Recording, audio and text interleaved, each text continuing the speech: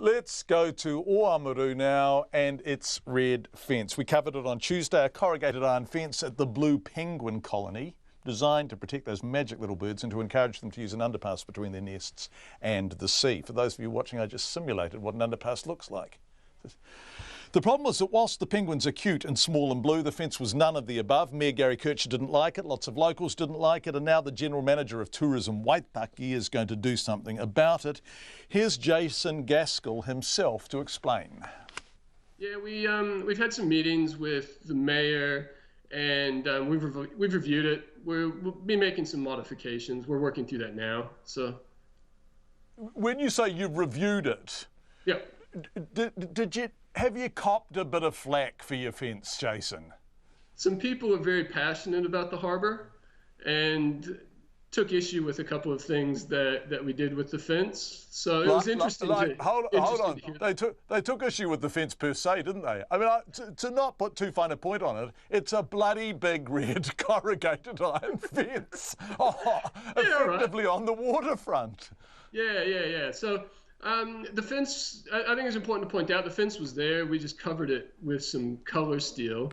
And the intention behind it was really just to prevent human disturbance and some disturbance from vehicle movements for the penguins as they're coming to the new underpass. So our intention was to prevent shadows, headlights, and those things from affecting the penguins without completely blocking people's access.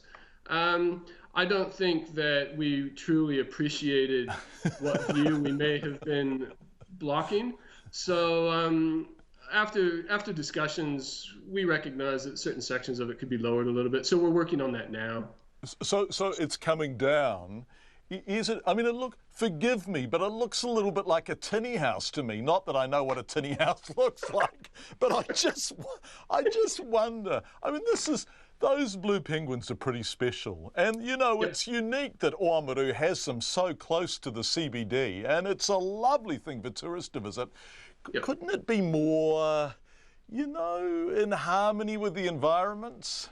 Well, the interesting thing is that in the Oamaru Harbor, there is a lot of construction out of red tin, which is why we chose that material. It's perfectly in keeping with the aesthetic that is down in the harbor. I think what people took issue with, according to the comments, was it was a little bit high for some of their liking, maybe a little bit long, and the iron might have been running in the wrong direction, which was high and long in the wrong direction. Other than that, it was fine. Other than that, it was a perfectly acceptable fence, right?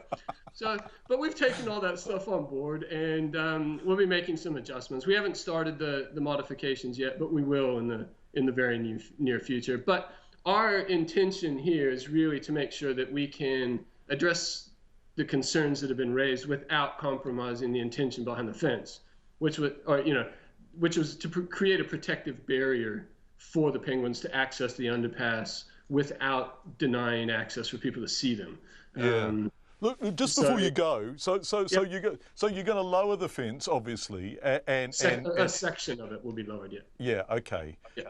Let's just talk about the penguins, because I suspect many of our listeners, particularly people in the North Island, are actually not going to know terribly much about what a treasure you have there. People can come and see them. Obviously, they're either asleep or at sea during the day. Is that right? But there are times in the evening, in particular, where you can actually see them coming and going, can't you? Yeah, about 20 minutes, half an hour after the sunset, the penguins that are coming ashore any given evening will tend to come through in large groups that are referred to rafts. And Oamaru is very special in that we have a large population of wild penguins that are 2 minutes from the center of Oamaru.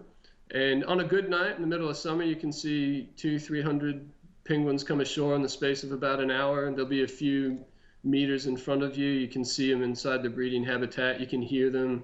It's quite a unique place. It's loud in the middle of the summer when they all start, calling to one another. But in terms of activity, we can get 70 to 80,000 people come through the colony each year just to watch the penguins come ashore. So it gets. Well, and what do the penguins think of that? Are the people just a fact of life for the penguins? Do they just completely ignore them and walk past, do they? Yeah, what we find is that penguins are reasonably robust, blue penguins in particular, but what does impact on them is sudden movement, unexpected activity. So if people were walking by where they were and they saw their shadows or they heard them, that could potentially put them off. And that's what we were trying to mitigate with covering this fence, is to reduce that. Inside the colony proper, just up the road from where this fence is, we have all sorts of wildlife protections in place to manage the interaction between people and the wildlife, so that those things aren't a concern. But no, you'll find them just about everywhere in Oamaru. They go into buildings, cars, wheel wells. They're pretty they're pretty interesting characters. We appreciate them. Jason Gaskell, who's a very good sport, head of tourism, Waitaki.